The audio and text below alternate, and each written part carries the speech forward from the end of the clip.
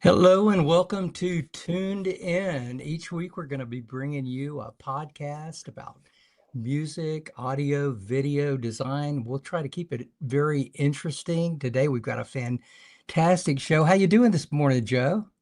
I'm doing good, David. How are you doing? Well, it's far from morning, but I'm doing I'm doing really good.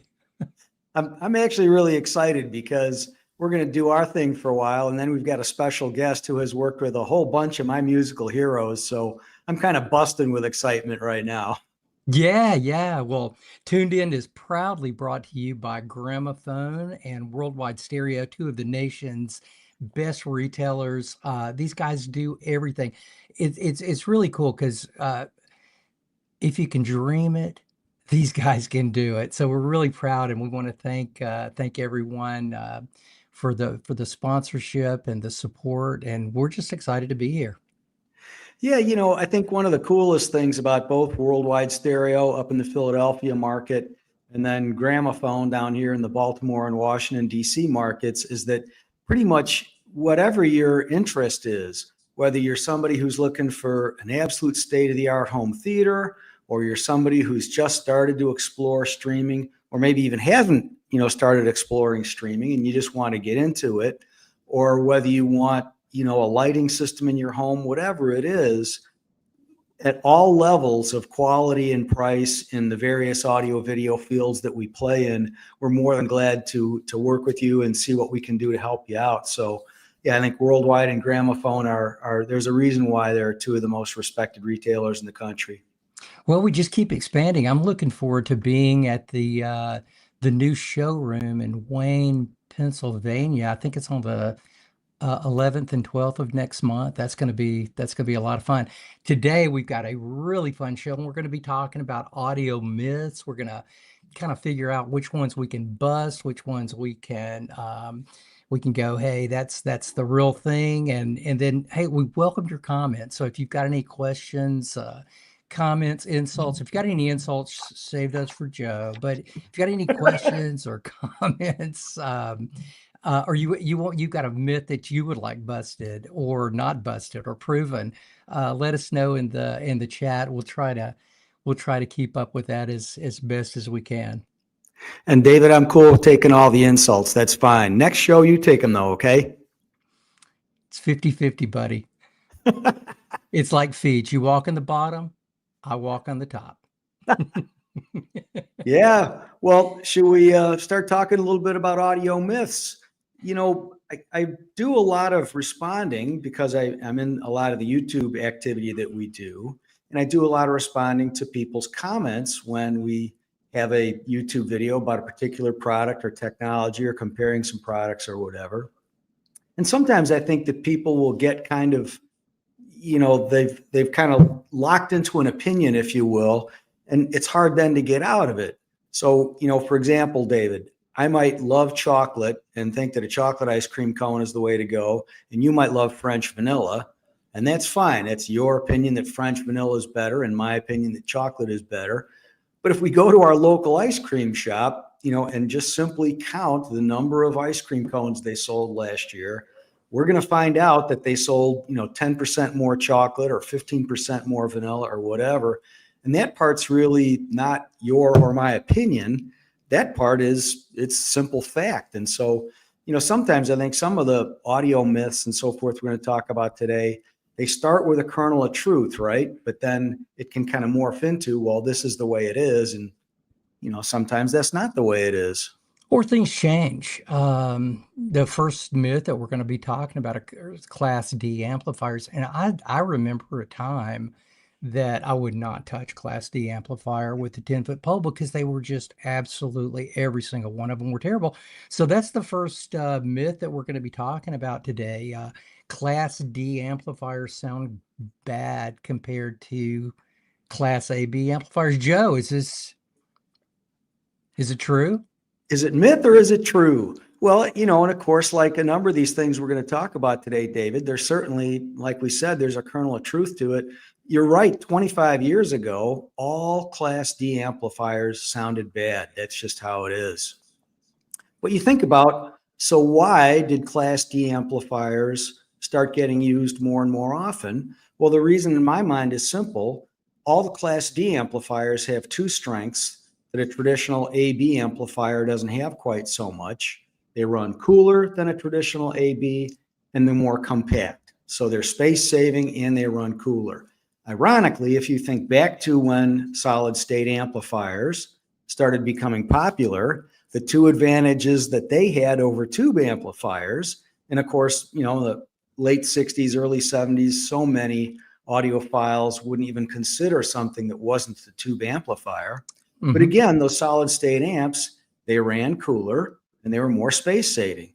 So what happened? The manufacturers started working on how can we make a solid state amp. It's very reliable compared to the tubes. You don't have to replace transistors nearly as often as you would have to replace a tube. You may never replace it. Maybe 40 years from now, it's still working.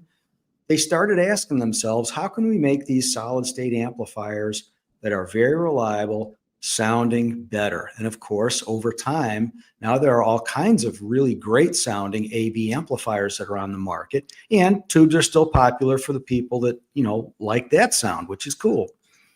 But what really has happened now with what I'll call digital amplifiers, David, because it's not even really accurate anymore, I think, to call them Class D amplifiers. That's true. Really it's really digital amplifiers technology. You look at people like Purify and GaN-FET-based amplifiers, and they simply Hypex, Hypex and Hypex. There's a lot of people making some crazy good amplifiers out there. Yeah. A GaN-FET amplifier literally can run at about 10 times the speed as the old silicon-based amplifiers. So, when we talk about digital amplifiers, we're literally not talking about the same thing anymore. I know when I watch YouTube videos, I've got some guys that I really respect, half a dozen or so guys that also do reviews like I do and who I think are really great. And one of those guys literally said in an interview when he was talking about the Marantz Model 10 integrated. Now, admittedly, this is a $16,000 amplifier, so it's not an entry-level price product, but it's also not, a separate set of 80 grand mono blocks either. But he said, this is the best sounding amplifier that I've ever had in my system, and it's a digital amplifier. Some of the bigger manufacturers, not some of them, I think almost every big manufacturer these days are using digital-based amplifiers, even ARC.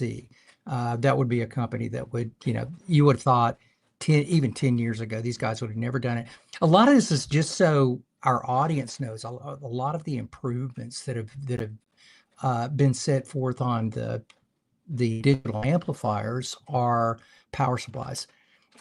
When digital amplifiers came out, their power supply was sampling somewhere in the neighborhood of the working of the audible range of the amplifier. These days, they have gotten the sampling frequency of these power supplies so high that they totally disappear. I was talking to a really good friend of mine, Vanna Manley, who just recently sold Manley Audio. They supply studios, mostly studio work, and they've gone to in their very best headphone amplifier, they've gone to a switching power supply. And I was talking to Ivana, and I'm going, I can't believe that you guys went to this. And she said that Bruno Puzzi helped design this thing. And she's going, no matter what I did to my analog power supply, I could not even come close to what Bruno did with his digital power. So I think the myth of digital amplifiers these days not being up to the task is totally busted. You can certainly find really cheap. If you're going to find a cheap amplifier, it's going to be a digital amplifier, like the little Bluetooth speakers and whatnot. They've all got digital amplifiers. So there are the low end, but when these guys like Marantz start getting into the business, when ARC starts getting into the business, when really practically everybody is now using these things, it's more about topology and the way you do the power supply. So, Joe, can we call this one busted and move to the next one? I think we can. I was just going to quickly mention Hi-Fi Rose has an RA280 that retails for right around $3,000, all digital. It's a wonderful sounding amplifier. So it's not that all digital amps sound fabulous, not at all, but No, it's also not true that all digital amps sound bad. it's And not David, I also think true that all AB amplifiers sound fabulous either. I mean, it's really in design, and we'll talk a little more about this when we start talking about DACs because I find that there's a real similarity. Just so you guys know, what I've got pulled up here is this is a Class AB amplifier. You see the big toroidal transformers these guys have got, tons of output transistors, lots and lots of parts. And when you start running these babies hard, they get hot, really, really hot, which is one of the just killers of hi-fi. By contrast, this is a Class D amplifier with roughly the same power as this guy. And what you can tell is it's just a more efficient design. We're getting better at design as engineers, and we are all absolutely um, benefiting from this, even in things like headphones, right? Some of the Bluetooth headphones out there are absolute amazing. I've got a pair of the Bowers and Wilkins PX8s, and I absolutely love these things. And the amplifier sounds fantastic. Of course, it's a digital amplifier. So, what do you say, Joe? yeah, we can bust that myth. Another thing to mention real quickly is we couldn't have these 2,500 watt and 3,000 watt subwoofers with built-in amplifiers if they weren't sophisticated digital amps, because the amount of heat the thing would build up would just be insane. But all right, so enough of that myth. I think our next one, David, do bigger speakers always sound better than smaller speakers? Um, Always. No, they don't. Obviously, they don't. They do in the right room. I mean, if you've got the best room in the world and it's got enough volume and you really want to fill it up and you got a little bit of size to it, look, a floor stander, that's typically my choice. However, we just did an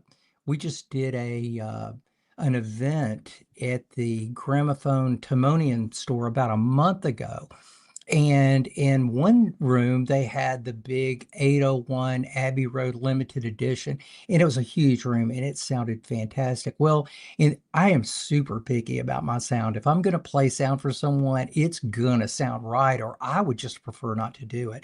Mm. So, inadvertently, they had set up a pair of larger floor standard speakers. They were the 702s. They just didn't go right in the room. And there's plenty of rooms that you put 702s on, and they're going to just thunder on bass. But instead of using the 702s, just because they were bigger, I ended up using the ones on that you're looking at on your right here, the little 805s, and it filled the room fantastically, and it pressurized the room the way the room wanted to be pressurized. So no, bigger speakers aren't always better, but it's almost always due to the room acoustics and what you're dealing with. But the other thing too, of course, is that the larger the speaker, the bigger you make it, the harder it is for the engineers to control whether the cabinet itself is flexing and adding distortion. That's So, true. It's a you know, lot more expensive. yeah. So in a lesser expensive, tower speaker, you might actually be better off. You might get better quality bass out of a really well-built bookshelf speaker, right? Absolutely, absolutely. And really, if the person that you're working with are asking the right kinds of questions and you guys are actively listening, you should be able to come to that conclusion yourself. By the way, when you are starting your hi-fi system, start with the speakers. And the reason that you want to do that is the next point that we're going to be making, which is, Joe, more watts. It's like I got 50 watts right now, but I'm not getting enough volume. I want to go to 100 watts. Let's talk about that. Does more watts equal way louder? That's a great question, David. Yeah, you'd think if you've got a 50-watt amplifier from Yamaha, Denon, Marantz, any of the quality brands, and you go to 100 watts, you've doubled the amount of volume that you'll get. But of course, power is actually logarithmic, not arithmetic. So if you have, again, as a baseline, let's say 100-watt amplifier, to double the volume level, you literally have to go down to 1,000-watt amplifier. You can't just get there by going to a 200-watt amplifier, right? So this is the reason it's critical to pick your speakers out to begin with, because if you buy a very super high efficient speaker, you're probably not going to need 400 watts per channel. However, if you're buying a speaker that's 85, 86 dB, likely you will. We put a little chart together for you just so you could kind of get a bit of an idea of the volume level that you could get based on how many watts you've got. Well, let's see. There's a little speaker company out there called Klipsch, and there's some other companies like this too that make super, super high. Sorry about that. They make super, super high efficient speakers, and you could have 3 or 4 watts, and that would probably be all you will ever use. You might use 10 or 15 watts. Well, they don't make 10 or 15 watt amplifiers, right? The lowest you're going to get is a 40, 50 watt amplifier. However, if you're dealing with like a super low efficient speaker, like let's give an example of, say, I don't think they're this low, but a Sonus Faber would certainly be a lower efficiency level. Let's say it's an 89 dB. Well, 24 watts is going to give you 80 decibels at 2.5 meters. That's not really that much volume. So pick your speakers out first. Then when you figure out what they need to be driven by, how much power that you need to drive them, then you start looking for your amplifier and the kind of amplifier, the power wattage you want, and the kind of amplifier you like. To Joe's point, it might be a tube amplifier. There's some great tube amplifiers still out there, which I dig. I love the glass. There's some wonderful AB amplifiers out there, which is most of what you'll find. And then there are a few Class A amplifiers out there, which are absolutely the best performance. But there's some disadvantages there too. They run hot. You could cook an egg on a good Class A amplifier, which means they don't typically last quite as long because heat just kills amplifiers, or heat sort of destroys circuits in general. So you want to try to avoid it when you can. Hey, David, we're going to take a couple questions if it's all right with you. John Robinette zoomed in and said, if you don't have pre-outs on your AVR, can you hook up an external amplifier? And there's two answers. One is yes, you can. In some ways, there are these Z-coupler type devices that will allow you to do it. But really, I think probably, David, you'd agree with me that if you don't have pre-outs on your AVR, or for that matter, on your 2-channel amp, and you want bigger power, probably you should actually move up. You know, one of the beautiful benefits of, let's say, an integrated amp that has preamp outs is you got enough power for today, get better speakers tomorrow, you can still use that integrated as a preamp. But yeah, in general, if you don't have preamp outs, you probably should move up to a new AVR. Absolutely, 100%. Oh, don't even mess with it. Just don't even mess with it. Just like Joe said, it's time to upgrade at that point. David Meyerson asked a question about digital amplifiers. Doesn't the obligate low pass filter used to eliminate switching noise contamination slightly degrade the sound? If you don't mind, David, send us an email at ask@gramophone.com, because that one will be a little bit more technical of an answer for you. My simple answer here and now, we can go a little deeper if you want to, like I said, ask@gramophone.com. But the simple answer is it really is in the topology of the amplifier and how they did the digital amplification. Yeah. All right, David, we got it. Did we bust the myth about watts? Yeah, I don't even know if it's as much a myth as it is a misconception, but hopefully we provided enough information that when you're going in looking for your favorite speakers, at least at that point, you'll know, look at those first and then decide what amplifier you want to get. Absolutely. Now, what about bad recordings on good systems? Are they still going to sound bad? What do you think? I think, well, the answer for the most part is yes. You know, how something originates, if it's a bad recording, well, it's not going to sound great on a poor system, but even if you trade up to a wonderful system, it's still a bad recording, right? It's kind of hard to overcome the origination point. Or another example might be somebody buys a wonderful amplifier and awesome speakers, but they're still dealing with an old, inexpensive CD player or a modestly priced turntable. If at the source it's not good, it's going to be hard to make it good later, right? It's impossible. I mean, it's next to impossible. You know who's doing a pretty good job? There are a lot of remixes and whatnot out there, and there's this one guy in particular, Steven Wilson, who is doing Oh, a yeah. really, really good job on some remixes and makes them sound good. But if you have an album, I kind of whipped it up before because these 2 points sort of go together. Yeah. Does high res always sound better than 1644? They almost go kind of hand in hand. Here's the thing, and I flashed this up before. If you have Edgar Winter's White Trash, I love this album, but I want to strangle the person that recorded it because it might be the worst recording that I enjoy. But I'm more into the music than I am the sound. I always want the sound to be as good as it can be, but I'll still listen to White Trash. If you look at sort of almost the opposite kind of a recording, Pink Floyd. This one happens to be Wish You Were Here, but all of the Pink Floyd records have been remastered, and they just did a fantastic job with them. And some of these are available in 2496 and some 24192, and they absolutely sound better than the original. There is more information there. People have been asking you for years, hey, could you get the Pink Floyd in high res? And it's like, hopefully the record label will do it. Well, they finally did it, and it's absolutely masterful. Does high res always sound better than 1644? Heck no. Sometimes there's some of the best 1644 records that you could imagine if you're super, super skilled at recording.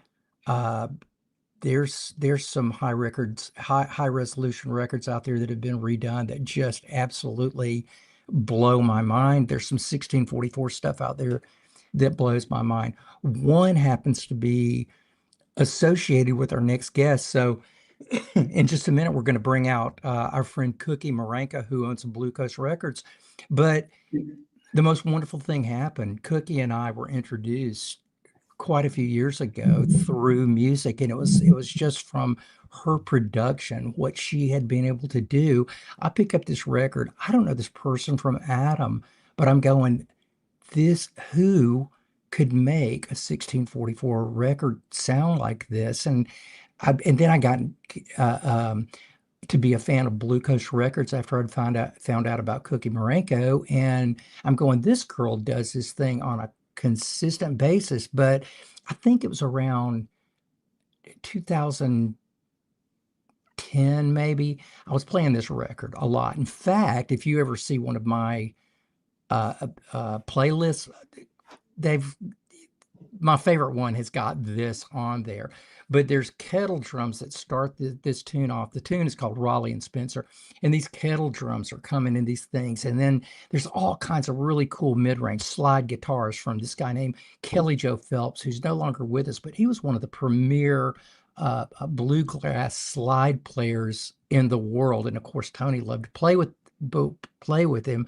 But I listened to this record and I'm going, oh my God, this is so incredible. In fact, I've tried to fool people. I'm going, okay, guys, I'm gonna play you a tune. You tell me if this is high resolution. Nobody ever guesses this is 1644 because of the skill that was that the person Cookie had when she made this, and it still absolutely blows me away today. In fact, everything she does absolutely blows me away. David, So yeah, David, can you give me just 1 second here? We'll take another comment from a viewer. Is that all right? yeah. Yeah. So Hoyt Molden just had sent in a note saying that, he also noted that streaming quality has been improving radically lately. And the simple truth is that an awful lot of the streaming, as you so well know from all your years at Qobuz, an awful lot of the high res streaming is, just considerably above CD quality, and really in many ways equal to, or in some cases even better than, record quality. So Hoyt, you're absolutely right that streaming is way better than it once was, and thanks for pitching that in. Thanks, David. Yeah. I mean, just to kind of bring this point and uh, bring it to someone who can probably answer this with a little bit more experience than we have. And when I say a little bit more experience, I'm totally being facetious. She is absolutely amazing. She's a really good friend of mine because, like I say, what introduced us was music, and we just kept that friendship going. And so when we have conversation, it's almost always around music. This girl has the coolest stories that you could possibly imagine. Cookie remembers this differently than I do, but we're both old, and it was like over 10 years ago, so I don't know who's right. And I'm going to say I'm right because I think this is the way it happened.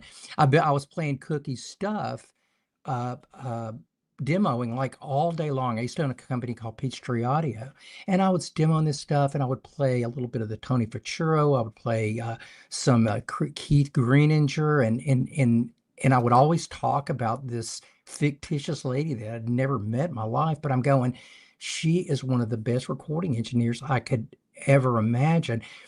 And I remember this lady walking in going, "Hey, I'm Cookie Marenco." And I just remember walking over to her, and she must have thought I was kind of nutty because I just gave her a big hug. And I'm going, I'm a huge fan. We have been super fans ever since then. And I'd like to welcome to the show my good friend, and have a huge admiration for this lady, Miss Cookie Marenco. Hey, Cookie. Hi, how are you doing today? Doing How are you great. doing? Good. Thank you for having me on your podcast. It's always special. Well, it's always incredible having you on. Cookie owns Blue Coast Records, and here's a little shot of her. This one of my this is her in like mid work when she's mixing all this stuff, and she just does such a great job. I'll just go ahead and ask you, Cookie, how is you weren't always recording in high resolution. You were You know, recording in low res. I mean, well, I guess you were. You were at Liquid Light. You've gone through the whole gamut, right? yeah, I started on tape. I still love tape. And, actually what was interesting listening to what you guys were talking about as far as bad recordings, some of the best recordings happened in the late 80s, early 90s. And I remember that time. I've had my studios open since 1982. And when you put on even MP3s, you can hear the difference between a recording on tape. Jim and Ulrika Anderson were here last week, and they were talking about the very same thing. Jim was talking about if it's really recorded well, it sounds pretty darn good in Bluetooth. It sounds good at, not over 9,000 kilobits per second, but it still sounds fine at 320. I totally agree with that. And those two are masters. Yeah. So, yeah, I agree that it all starts with the engineer. It starts with the situation. Sometimes you can't get around a bad recording and you have to make a decision. Is the music more valuable than the little telephone buzz that's coming from somebody's AT&T phone that they left on by accident? And you just figure out ways to work around it. I know it's a lot of problem solving. Mm. Absolutely. Can you still get great results? I know that there are a lot of recording engineers these days that are still putting out nothing but 1644. Like I said, and I think you guys mentioned, it starts with the recording engineer. Right. It starts with their gear. I think you take a good recording engineer and you give them any setup and they know how to record, they understand gain structure, which is probably the most key element that I see as a problem. gain structure being from the microphone. Well, actually, let's start with the room itself and how quiet is the room. And then you go from the room to the microphone. How far is the artist away from the microphone? What the capability of the mic, then through the cable. And we actually use a very special cable that was made by Jean-Marie Renaud. And we just bought hundreds of feet of it because it sounded so good. Then the preamps that you use through the mixing console, and all these things you've got to balance out. And it's something that maybe you don't learn right away. It's not something they particularly teach at schools either, is gain structure. But I know it's something that we're always concerned with. That'll make more difference than whether you record it on DSD, tape, or 44.1. Yeah. Cookie, maybe you can take a question from Mark Schneider, who wrote in and says, does the extra headroom allow a less than Grammy Engineer of the Year to make good sounding recordings? Great question. Extra headroom. I think he's talking about from the bit depth from 16 to 24 bits. Does that make any difference to you at all? Yeah, there's some interesting things that have gone on in the last more than 20 years, and it's called the loudness wars. Yeah. Mm-hmm. So the loudness wars started with the CDs, and people felt that by the more you compress it, the louder things appear to sound. But really what they're doing is clobbering the dynamics and flattening them out at the top. So you end up with less high end and less low end and a very muted, thin sound. Yeah, exactly. So unfortunately, that's kind of what's taught to most engineers. You have to learn those things, well, especially when you come to a studio like this. If we deal mostly with acoustic instruments, and me being a piano player, I want all the brightness and the top end and the dynamics. The piano is really a drum, and I love recording drums. I see David's in the background. And, the squash cymbals don't make it for me. What you want is the attack. It's the attack of the instrument that gets lost. And that's where DSD has some advantage. Sadly, within the Pro Tools systems and some of the other recording systems, there's already built in kind of a filter that they don't really tell anybody about to protect too many folks from, hitting the highest levels and distorting. So it's tough to work around it. I would have to say, given the same engineer recording to both DSD, and if they understand how to use DSD, and recording to 44.1, and they can actually hear the difference, which, sad to say, most engineers can't, they're probably going to want more dynamics if the dynamics is what they want. Some people just want loud.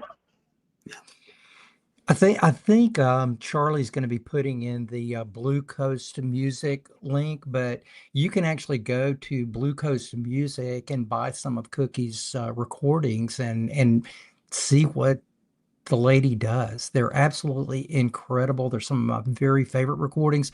And the thing I really like about these recordings is I describe them as honest. There's not a lot of stuff around. Cookie doesn't do that. She just records.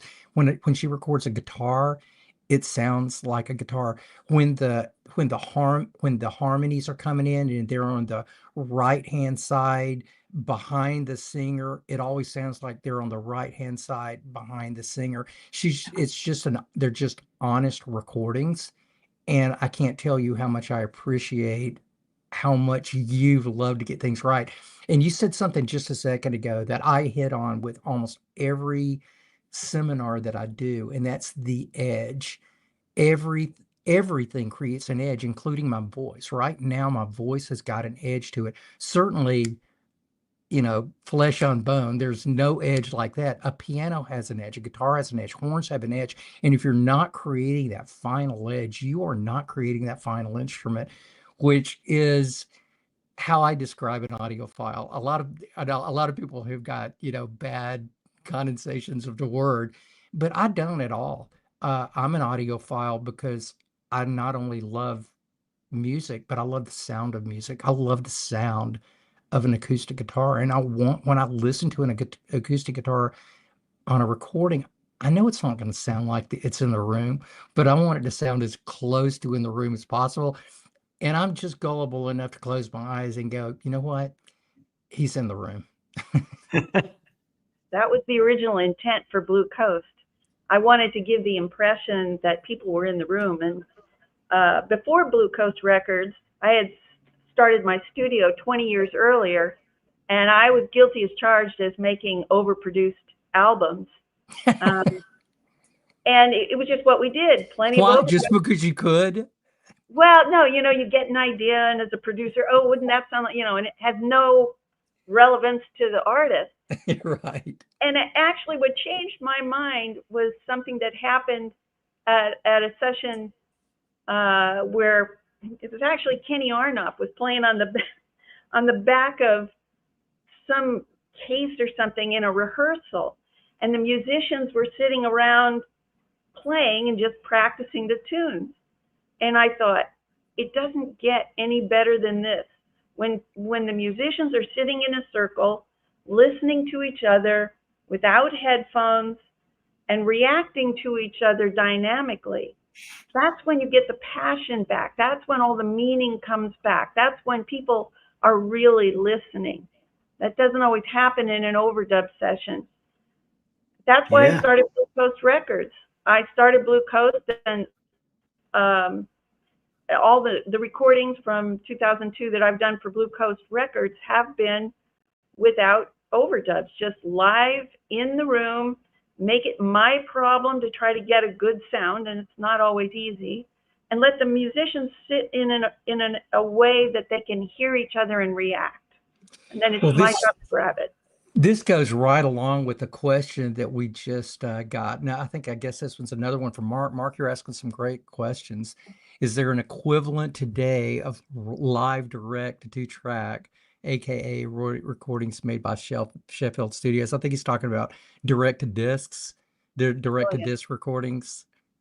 And I think what you're talking about is as close as it gets, because musicians don't play in the same room these days for 90% of the records that are made. They get sent tracks, and the guitar player plays over the track and the drummer plays over the guitar player. I can tell you as a musician, Cookie, back me up on this, or just tell me I'm an idiot. I'm just not good enough to play by myself. I'm fine by myself, but there's nothing like playing with a room full of people, because you're literally the aura, you're hitting on each other. You're listening to what this guy's doing, and you're responding at the same moment. And to me, there's just absolutely nothing like playing live. I agree. When you're in the studio, there's a community that happens that I enjoy too. It's just the people that are around, all the musicians that are there and interacting with each other. I think it does change the sound for the better. I do too. Yeah. Every single time. Hey, listen, got a question for you. This one's a little more fun. In fact, before I ask a question, you and I were in a bit of a conversation last night after Joe and I and Cookie probably spent, I mean, this was going to be like, hey, Joe, this is Cookie. I just want you guys to meet. We probably spent an hour and a half just talking, and this girl has got so many stories. They're so interesting. I absolutely love our conversations, because I cannot mention an artist or a band or a venue that I've been to without Cookie going, oh yeah, I was talking about Buckethead like 5 or 6 years ago. I just listened to a great Buckethead record. It sounded great. I'm going, wow, I just listened to this Buckethead record and it was just killer. She goes, oh yeah, I love working with Bucket. She calls him Bucket, not Mr. Head, not, it's so casual.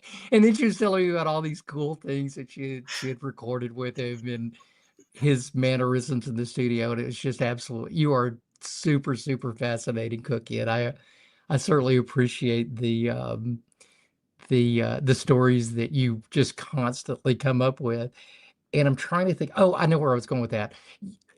So after our 2.5-hour conversation, or our 2-hour conversation, or whatever it was, you wrote us back last night. I just thought it was such a sweet email that you sent to Joe and I, and you were going, You know, I thought of something and it was about my mom and dad, and I'd really like to talk about that a little bit. And so before I ask you the next question, I'd like you just to pontificate on your mom and dad and what they did for you. Yeah, my mother was probably responsible for me playing music. She forced me to practice the piano a half an hour before school, and I have to say I hated it. But that started when I was about 5. And then I said, oh, I want to play the violin. When I was 10, they said, sure. And then when I was 12, I want to play the oboe. And they just kept saying, yes, yes, yes, yes, yes. And then I was thinking about the question, how did I get started in this? And I like to say, well, I was a musician. I just kind of by accident got into it because, I knew about sound and I always loved sound. But thinking about it, it was really my father who bought me a little 4-inch reel-to-reel from Sears when I was 10 years old. He was fascinated with the stereo. You probably remember the ping pong game that came out, and he taught us about that. There was a knob on the inside of the stereo that said reverb that I was always turning on, funny enough, still to this day. And then when I was 18, he bought me a Sony reel-to-reel that was the Sound on Sound machine. I still have it somewhere in my collection of stuff. But so I have to blame him for this. Would you do me a favor and just thank your dad and mom for us? We certainly appreciate it. And whatever gives you the love of music, it's just it's there. We were talking about this guitar. I can't remember which way to go. It's this guitar over here, this little J45. My aunt gave me that when she passed away. But Cookie and I were talking about this last night too. And this is the reason that I want a guitar to sound like a guitar. It's like she would play this for us every night during the summer when we would visit her on her farm. And it was the most beautiful sound I had ever heard in my life. And I'm going, one day, I'm not 4 or 5 years old. I'm going, one day I'm going to do that. One day I'm going to make that beautiful sound. And so she passed away and she gave me her guitar, and I can't play it as good as she could, but I have a great time being an expert hack on it. Cookie, can I ask you a question? We've got Mike B is ringing in here and saying it's rumored that many musicians tend not to be audiophiles. Can you comment on that? I'm going to agree. I'm going to agree with Mike B on that because I didn't know I was an audiophile until I started Blue Coast Records.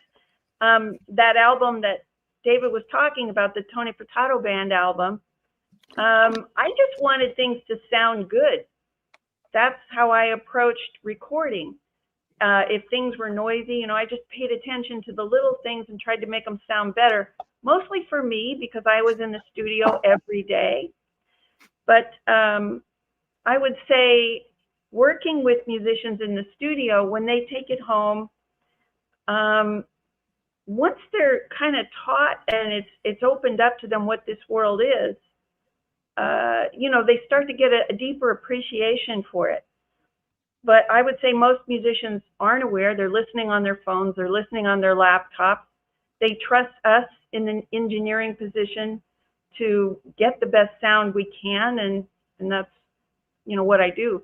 And when I started Blue Coast, it was with my co-founder, who I met by accident in France, but he is the son of Jean-Marie Renaud, who passed away a while ago, but his name is Jean-Claude. Jean-Claude now runs the business, and he said to me, "You're an audiophile." I don't even know what that is. He goes, "Yeah, listen to your recordings." And I thought, okay. So the first place that we debuted Blue Coast Records, and honestly, I was going to give up. I was invited to go to a convention in Paris. And I went, and I was overwhelmed with the reception we got from one album, the Blue Coast Collection one, the first one. I had no idea so many people knew about this recording.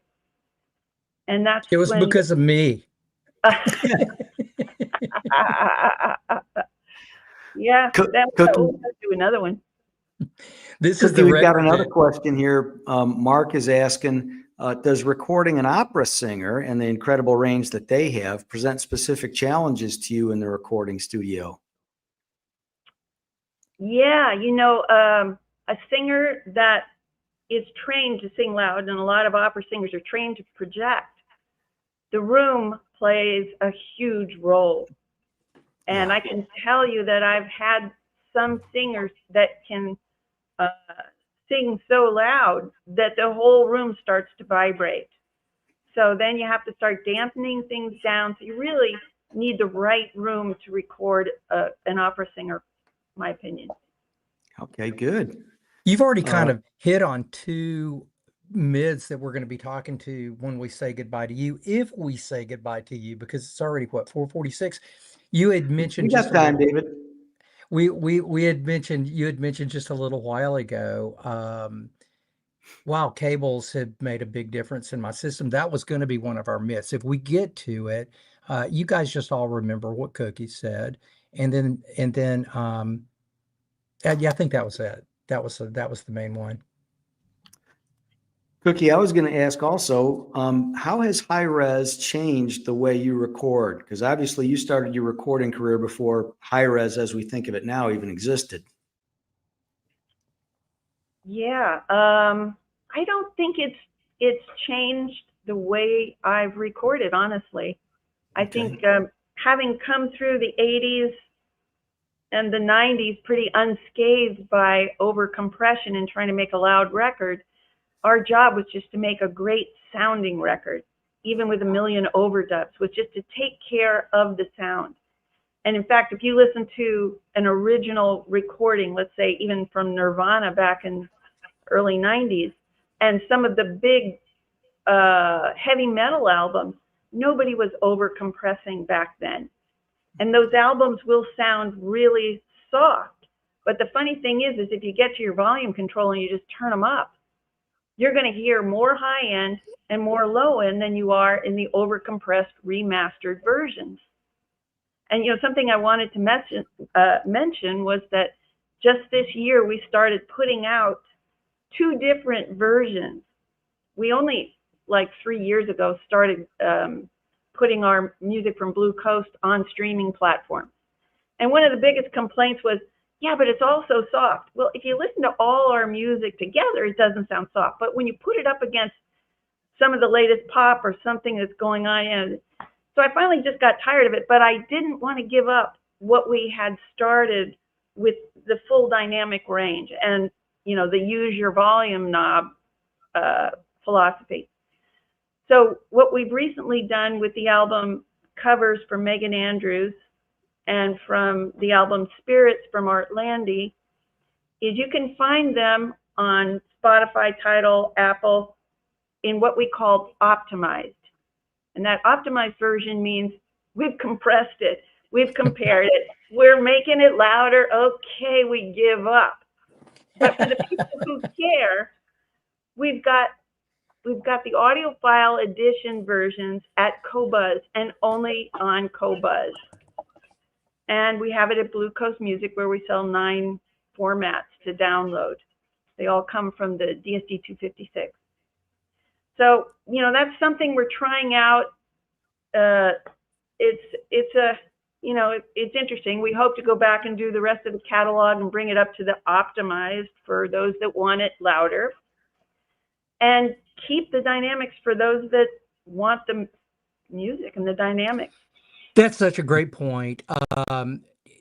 Just from a practicality standpoint, there are so many reissues and remasters and deluxe editions.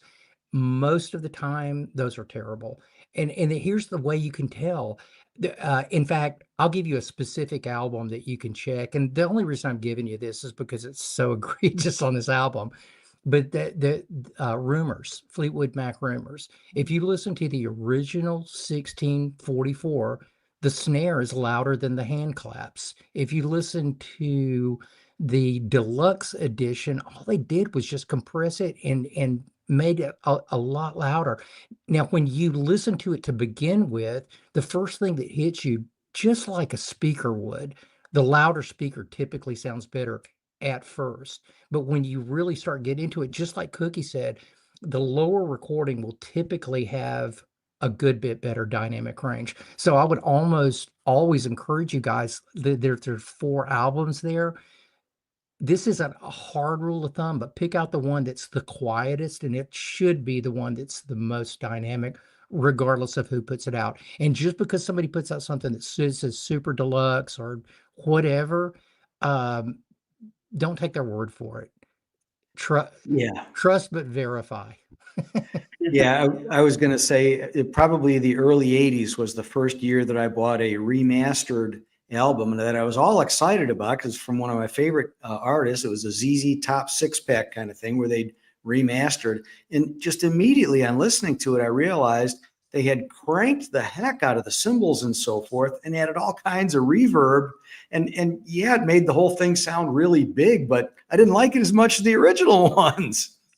Yeah, that happens a lot. There's in fact, this is actually part of our topic. And Cookie, we were going to say goodbye to you, but you add so much to this. Do you mind hanging out with us for the rest of the show? Because you can help us just bust some of these myths. Before we continue, we've got something special with the Tuned In Show, and we're going to try to do this as much as we can. We've got a special offer for the people that are actually watching the show. So if you're watching the show, you can get this deal.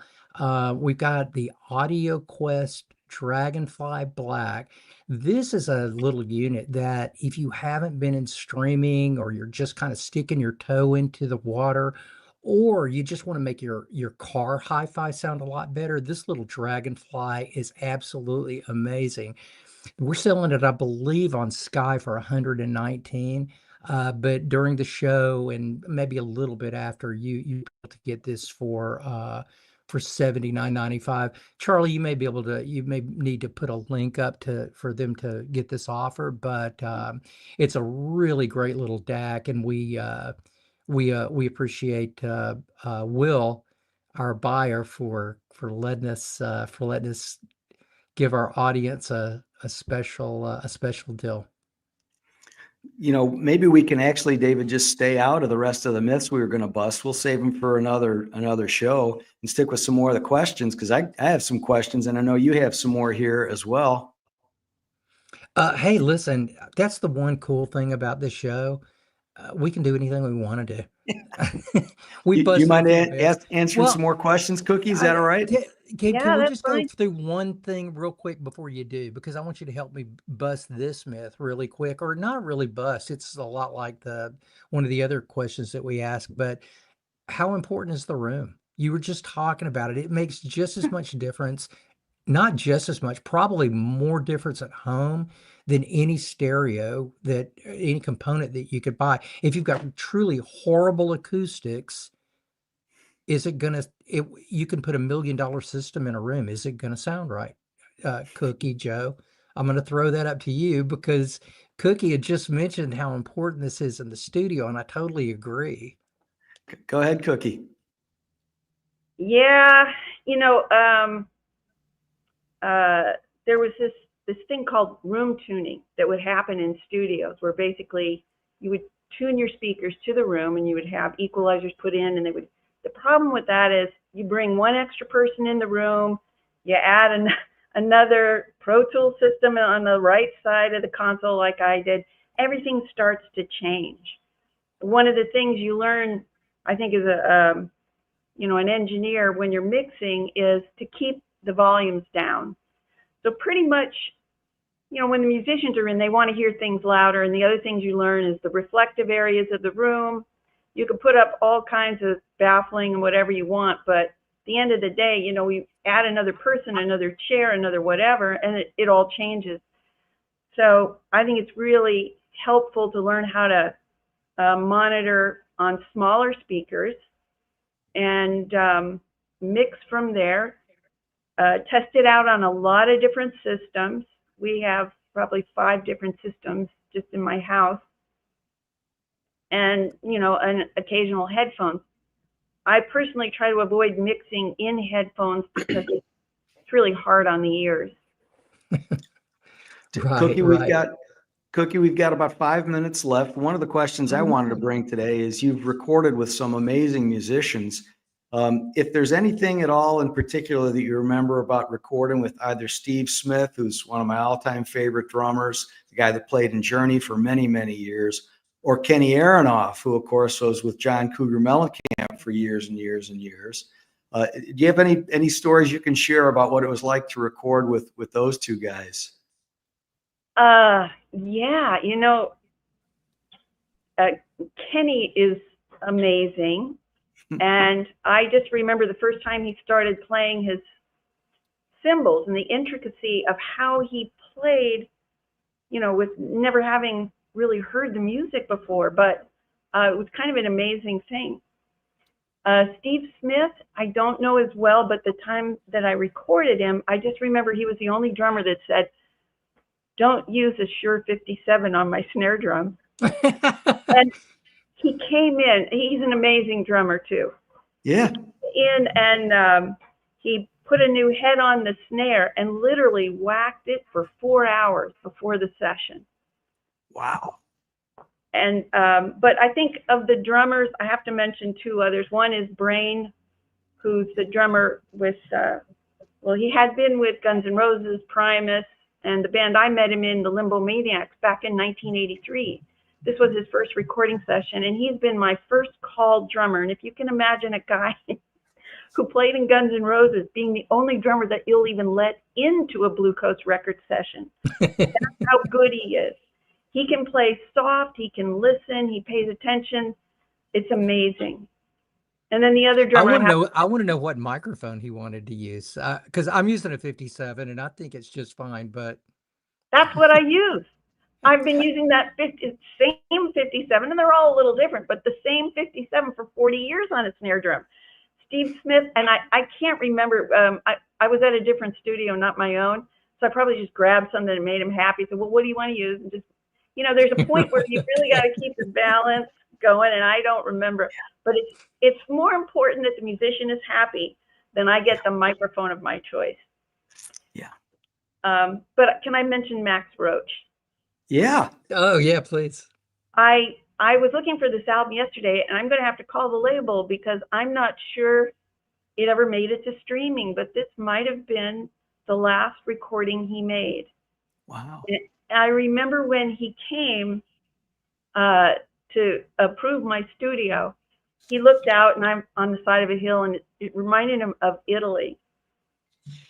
But also because I used to play with a wild man in jazz saxophonist named Sonny Simmons.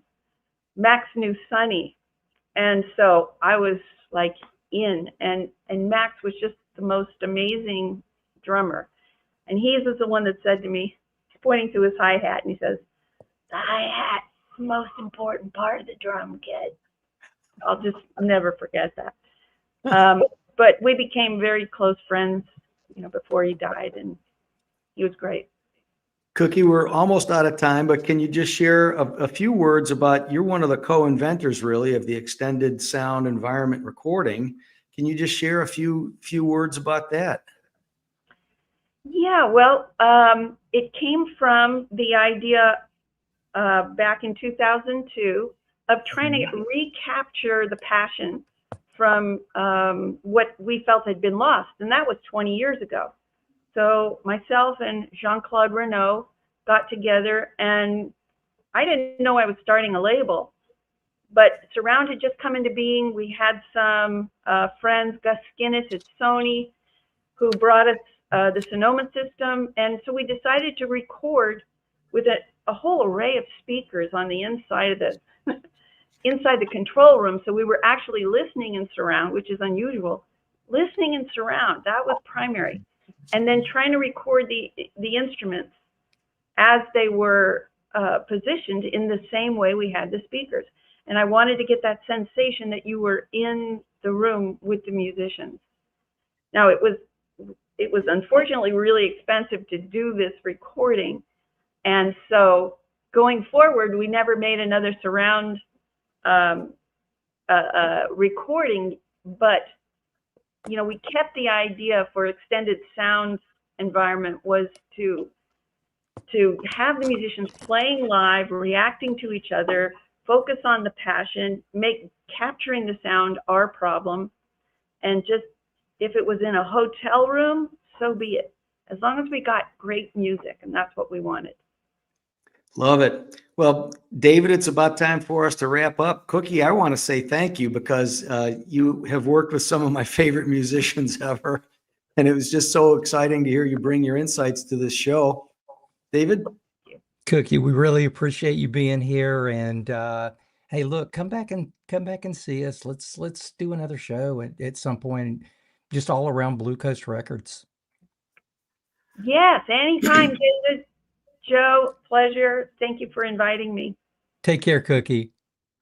Thanks for coming. And we just want to remind everybody about, pardon me, if you want to, get a little deeper into some of these myths that we busted, or talk to some pretty knowledgeable people about music, come on into either Gramophone here in the Baltimore and Washington, D.C. markets, or Worldwide Stereo up in Philadelphia. You can always, of course, check out Worldwide Stereo online as well, or go to skybygramophone.com and find all kinds of wonderful audio products there that you can invest in. So, David, any final thoughts? Yeah, we'll be doing a show in 2 weeks. Is it 2 weeks, Joe? 2 weeks. It's going to be our first. It's going to be our first series. And this series, we're going to stay a little more on topic on the series because there's so many fine points. But we're going to be talking about how to stream like a pro. There's a lot of folks that are doing it right now. In fact, most people are doing it right now. But if you're one of those folks that have been a little bit timid to stick your toe in the water, we're going to talk about ways that you'll be able to stream with probably stuff that you've got around the house, just to figure out what's going on, figure out if you like it or not, all the way up to way advanced. So we're going to be doing this in a 2-series format. And then the third week, we're going to have a Ask Me Anything, because streaming, it goes into a lot of different areas, and we're going to cover as much of this as we possibly can. But of course, you may have some questions that you want to answer us. So join us on that week 1, 2, and 3. Hopefully you'll learn something new, and hopefully we will as well. But outside of that, we want to thank you all for joining us and look forward to seeing you in future Tuned In shows. Once again, thanks to you, Cookie, and we look forward to seeing all you folks next time.